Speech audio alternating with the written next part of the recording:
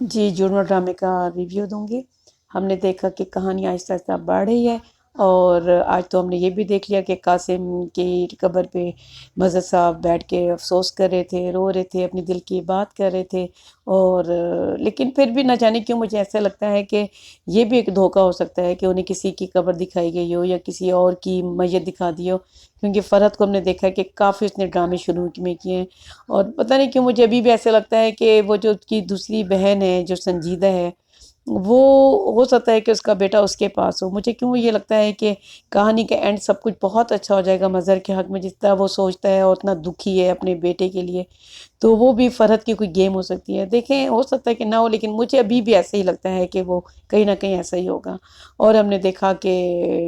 جو بابا جی ہیں وہ اب گھر میں، آپ نے دیکھا کافی سارے لوگوں کو یہ شک ہونے لگا کہ تم ہو کون، اور وہ سچ ہمیشہ بولتی ہے لیکن یہ کہ کوئی سمجھتا نہیں ہے۔ ہم نے دیکھا کہ جو اس کی ماما ہیں زارا کی، یعنی کہ سارہ کی جو اسٹیپ مدر ہیں، وہ بھی اس سے پوچھتی ہیں تو وہ اپنا نام زارا ہی بتاتی ہے، تو وہ اسے کہتی ہیں کیا تم اور فل بولتی رہتی ہو۔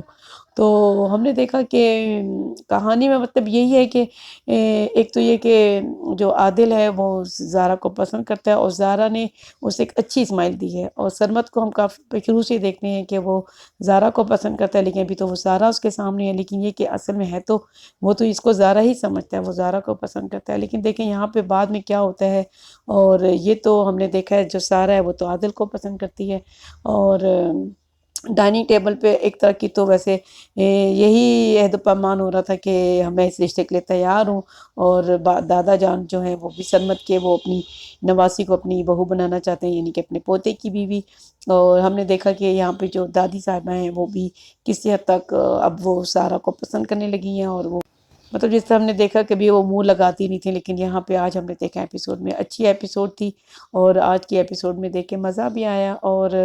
مظہر کو دیکھ کے ہمیشہ رونا ہی آتا ہے کیونکہ وہ بہت دکھی ہے، اور بہت چھوٹی عمر سے اس نے کام شروع کیا۔ تو اس ڈرامے کے ذریعے انہوں نے یہ بتایا ہے جو بہت بچے چھوٹی عمر سے کام کرتے ہیں وہ آگے جا کے تھک جاتے ہیں، انہیں بھی خوشی چاہیے ہوتی ہے، انہیں محبت اور کیئر چاہیے ہوتی ہے۔ کسی کی زندگی میں اگر اس طرح ہے تو پلیز اپنی فیملی کو ضرور دیکھیں۔ اور ہم نے دیکھا کہ سارا نے کیسے، زارا نے کیسے رکشی کے لیے کام کیا، اور بھائی نے بھی مل کے، اور یہ الگ بات ہے کہ یہ بیوقوف ہے، اس نے ابھی تک ہاں نہیں کی ہے اس بات پر، اور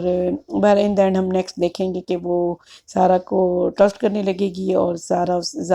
جو ہے، جو سارا بن کے انفیکٹ کام کری ہے، وہ منور تک تو اس کی شادی کرا دے گی، لیکن یہ الگ بات ہے کہ منور اس کے لیے اچھا ثابت ہوگا یا نہیں، یہ تو ہم نے دیکھا ہے کہ وہ اتنا اچھا انسان ہے نہیں،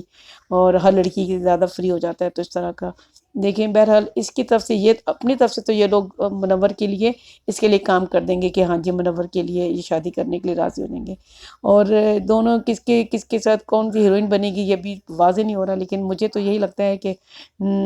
جو زارا ہے وہ سرمت کے لیے ہی ٹھیک ہے، اور سارا جو ہے وہ عادل کے لیے۔ اور آخری میں جو سلمہ نے سکھایا اپنے میاں کو وہ بہت اچھا تھا، وہ اچھے ڈائلاگ تھے، وہ سننے والے تھے۔ اس نے بتایا بس محبت بری نہیں ہے، محبت میں دھوکہ بری چیز ہے۔ اور اس نوٹ کے ساتھ مجھے دے اجازت، تھینک یو۔